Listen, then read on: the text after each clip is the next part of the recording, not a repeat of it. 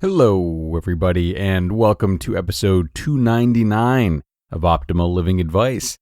My goodness, this milestone that we're on the verge of, quite an accomplishment. I'm your host, Greg Audino, here with you every Monday, Wednesday, and Friday on this advice column-styled show to answer your questions about whatever it is that you're struggling with in life. Seems as though love is in the air, as we've had a series of really introspective relationship questions the last few episodes, and today we will keep on the trend as we look to help a listener out who's felt hurt and underappreciated by her partner of late. So, let's hear her question, do what we do, and optimize your life. I'm having a hard time getting over times that my current partner has hurt me, e.g. not respecting my feelings on issues he doesn't agree with. How can I move forward and stop reminding myself of these hurts? So short and sweet, but really important nonetheless. Thanks a lot for submitting this question, asker.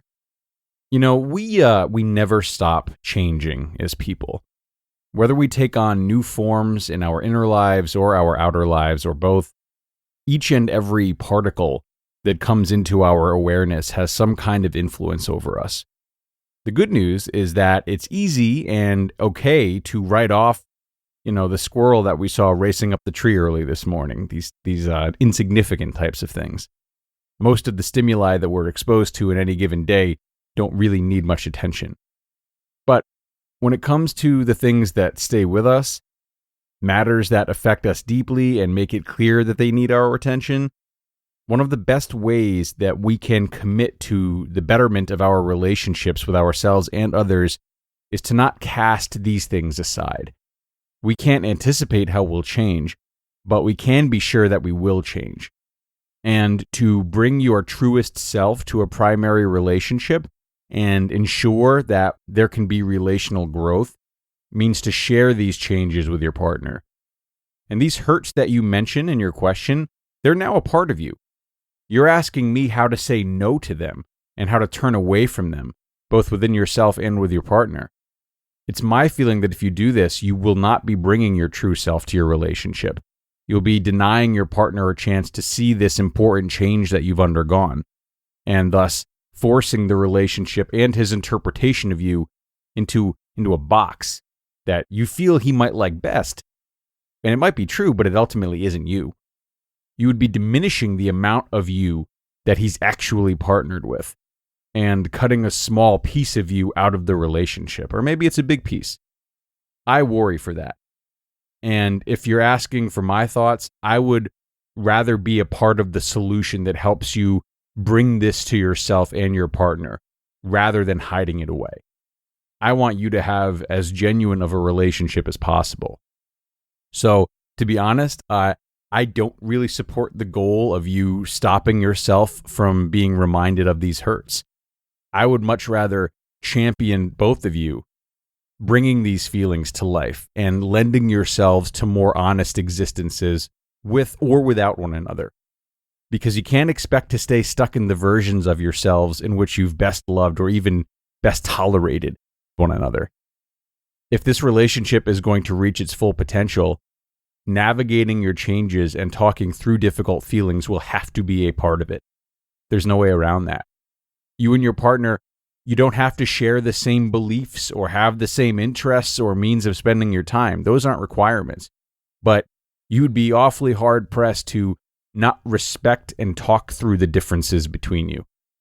So to move forward healthily for both you and your partner means to address this instead of suppressing it. Addressing this means a more honest expression of who you are to both you and your partner. It might invite a conversation about how you can feel more respected and heard in the relationship. Or it might invite a conversation of how to best acknowledge and support one another in spite of having contrasting opinions. So it's in these ways that turning towards your partner right now can help cultivate a more real relationship, rather than one in which you have to hide your new self away. But obviously, an exchange like this can feel scary. It can feel confrontational. We might be worried about not having the right words, or even if we do, whether or not we'll say them at the right time and place. So if you're feeling a little unprepared or intimidated by the prospect of talking to your partner about the ways in which he's hurt you, don't be afraid to do some self-reflection first and gather your thoughts and awareness before initiating this type of conversation. And should you do this, I might recommend focusing on why it is that closing this off and trying to forget about it is your first response. Have you been made to feel as though you're undeserving of standing up for your opinion? Are you under the impression that this will inevitably turn into an argument that might pose a threat to the relationship? Is it maybe that you have a hard time respecting your partner's opinions, and you're just not fully ready to offer him the same respect that you desperately want, and therefore feel as though it's better to just drop it? Or in more serious circumstances, you might feel legitimately unsafe to challenge your partner like this or ask him to meet a need of yours, in which case counseling or other measures might have to be taken first. So there are a lot of possibilities here, but the goal is to really target your feelings, stay mindful of what it is that you're trying to ask for, and if you feel safe to do so, consider asking for it in a way that's assertive, as well as open and curious to what your partner is trying to ask for. And a big thank you once again to the asker for submitting today's question.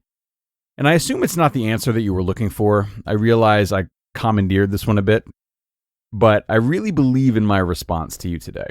I wouldn't feel right steering you differently, and should you take my advice, I really hope that it leads to some great new discoveries for you and new ideas for you about how you can both express yourself and coexist with your partner in an honest way.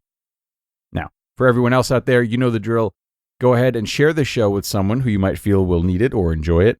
And, of course, submit your own questions if you have them. Both things that can help the show keep going. If you've got a question you'd like my help with, you can email it to advice@oldpodcast.com. Advice@oldpodcast.com. Don't hesitate. I would love to hear from you. That is going to do it, though, folks.